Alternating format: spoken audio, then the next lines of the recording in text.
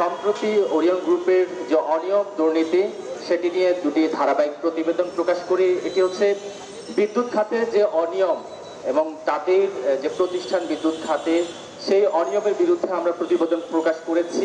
কিভাবে তারা আসলে বিদ্যুৎ খাতকে ধ্বংসের ধাপ প্রান্তে নিয়ে গিয়েছিল এবং কিভাবে লুটপাট করেছিল। আমরা কিন্তু প্রতিটি তথ্যচিত্র আমরা শুধু যে ভিডিও ধারণের মাধ্যমে প্রকাশ করিনি, একেবারে আমরা ডকুমেন্ট সহকারে প্রকাশ করেছি।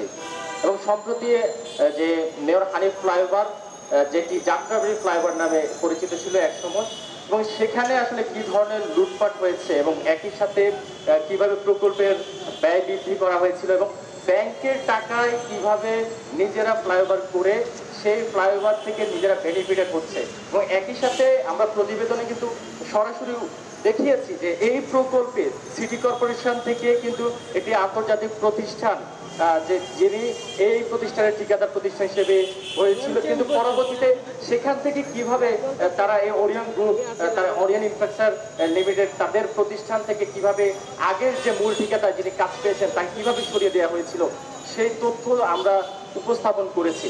অর্থাৎ একজন বস্তুনিষ্ঠ সংবাদ প্রকাশের ক্ষেত্রে যে ধরনের নিয়মগুলো মানা দরকার, প্রত্যেকটা নিয়ম মেনেই আমরা এটি সংবাদ প্রচার করি।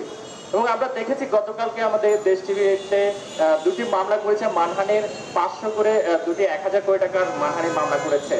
সেখানে আসলে খুবই হাস্যকর বিষয় যে উল্লেখ করা হয়েছে যে আমাদেরকে নাকি প্রতিবাদ পাঠিয়েছে এবং একই সাথে উকিল নোটিশ পাঠানো হয়েছে।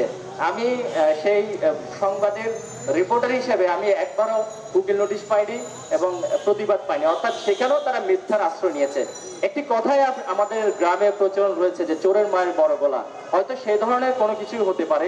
তবে আমি বিশ্বাস করি সাংবাদিকদের কণ্ঠ রোধ করা এত সহজ বিষয় নয়।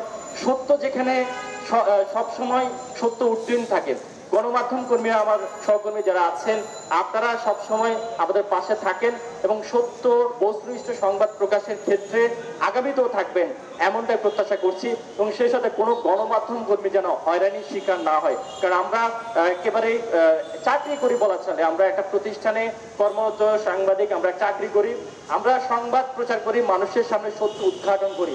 এক্ষেত্রে প্রভাবশালী যারা অনিয়মকারী তারা এমনিতেই প্রভাবশালী হয়ে থাকে, আমরা জানি, আমরা বিগত সময় দেখেছি এবং সবসময় দেখেছি যে প্রভাবশালীরাই সবসময় বেশিরভাগে অনিয়মের সাথে জড়িত থাকে এবং তাদের সিন্ডিকেটের কাছে অনেক প্রভাবশালীরা জড়িত থাকে, যার কারণে অনেক সময় সংবাদ কর্মীরা সেখানে হেরেও যায়। আমি আশা করি সংবাদ কর্মীরা হারবে না, সত্য প্রকাশে তারা আগামী দিনও সংবাদ কর্মী যারা শুধু দেশ টিভি, ইন্ডিপেন্ডেন্ট টিভি না, অন্যান্য গণমাধ্যম কর্মী যারা আছে তারাও পাশে থাকবে এমনটাই প্রত্যাশা করে।